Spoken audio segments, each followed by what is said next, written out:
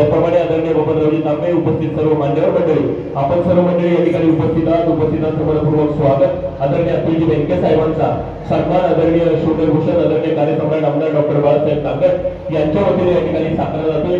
त्यांचं मनस्वी स्वागत.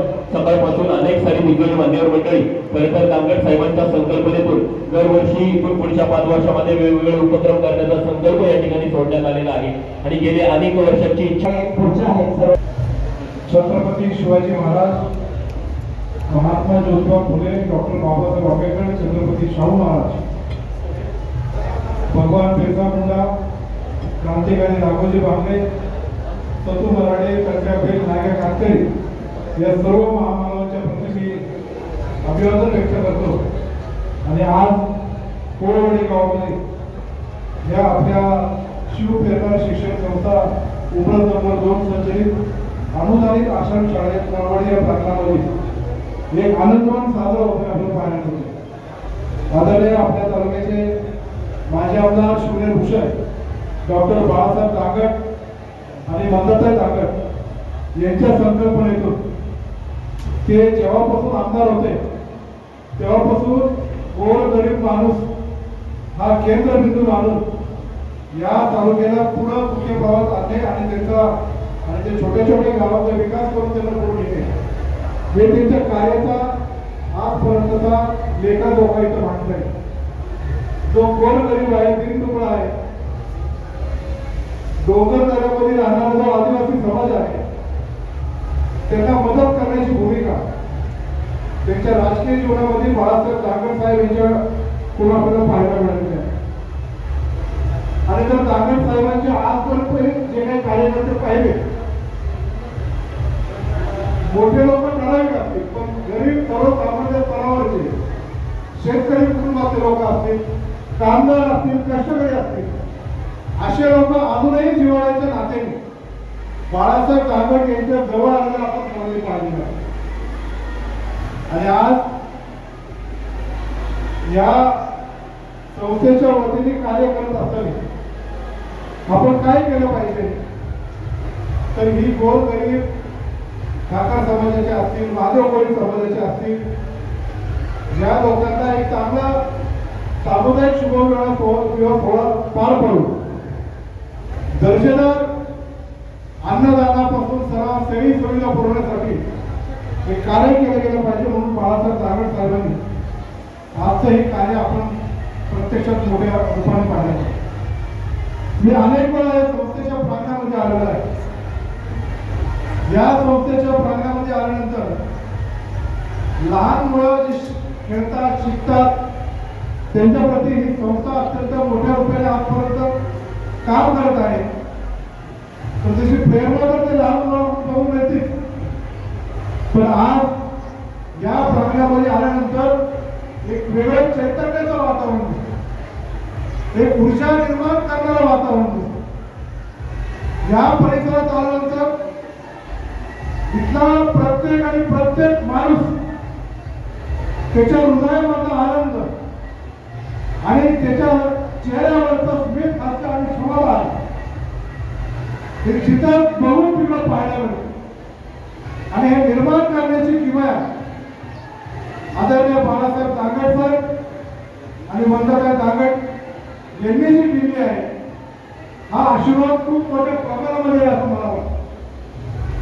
मी जरी तुमच्यापेक्षा लहान असतो तरी लोकांचं विश्लेषण आणि त्याच्यामधली ऊर्जा किंवा त्याच्यामधली सकारात्मक एनर्जी असते, पॉझिटिव्ह एनर्जी असते, या तिथं आल्यानंतर पाहायला मिळते. आणि म्हणून इथं आल्यानंतर अत्यंत समाधान वाटतं, प्रसन्न वाटतं. आज या लग्नाविवाहाच्या सोहळ्याच्या निमित्ताने जे 5 पासून 15 मिनिटांनी होणार त्यासाठी मी सुद्धा थांबणं अपेक्षित होतं. पण आज लग्नाची पण खूप मोठी आहे आणि महत्वाच्या मीटिंगसाठी मला पुण्याला जायचं असल्यामुळे मी आज विशेषतः साहेब आणि मंदाताई तुम्हाला भेटण्यासाठी आलेलो आहे. आणि तुमचं हे जे कार्य आहे याचं कौतुक करण्यासाठी, तुमची प्रेरणा घेण्यासाठी आणि तुम्ही आजवरती तालुक्याला सेवा दिली, दिशा दाखवली. वल्लभशेठ बेनके साहेबांनी तुमचे अत्यंत राजकीय विरोधात मी पाहिलेले आहे, पण एकमेकाच्या वैयक्तिक दुश्मनी कधी तुम्ही केली नाही. एकमेकाचा द्वेष कधी केलेलं मला पाहायला मिळालं नाही. काही वेळा तर बेनके साहेबांनी दांगड साहेबांची मदत केली आणि 2009 साली तर दांगड साहेबांनी वल्लभशेठ बेनके साहेबांना आमदार केलं मी स्वतः पाहिलेलं आहे. पण एकमेकांचे राजकीय विरोधक जरी असतात पुढे तालुका कसा घेऊन जाऊ शकतो हे बाळासाहेब दांगड साहेबांकडून शिकण्यासारखं. आणि व्यासपीठावरचा प्रत्येक मान्यवर साक्षीदार 2019चा सुद्धा बाळासाहेब दांगड साहेबांनी मला आमदार केलं आणि 2024ला त्यांनी त्याचं काम केलं तेच आमदार झालं.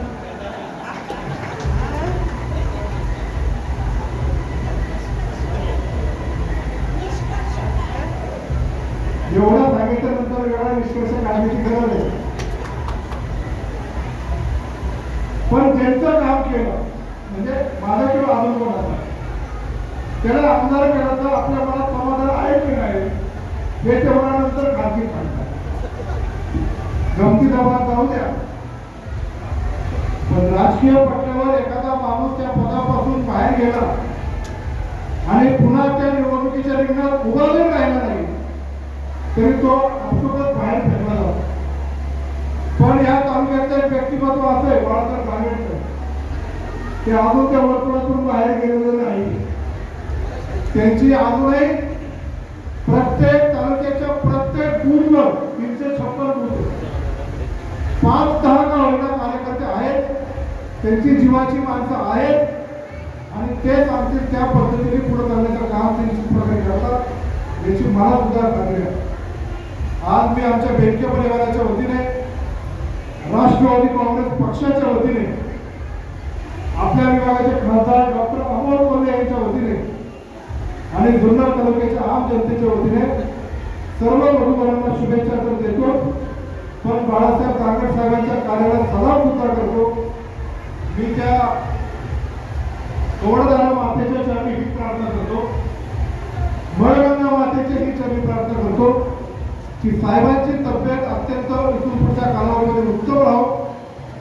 त्यांची जी ऊर्जा त्यांचं अत्यंत आरोग्य त्यांची काम करण्याची जिद्द त्यांना आदरणीय त्यांच्या सौभाग्यवती मंदाताईची साथ मी आमच्या तालुक्याच्या सेवेसाठी सदैव चांगल्या पद्धतीने पुढं चांगली राहो अशी मी त्या भगवंताच्या चरणी प्रार्थना करतो.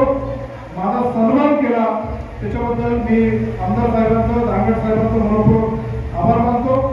त्यांची शिवप्रेरणा शिक्षण संस्थेचा आभार मानतो.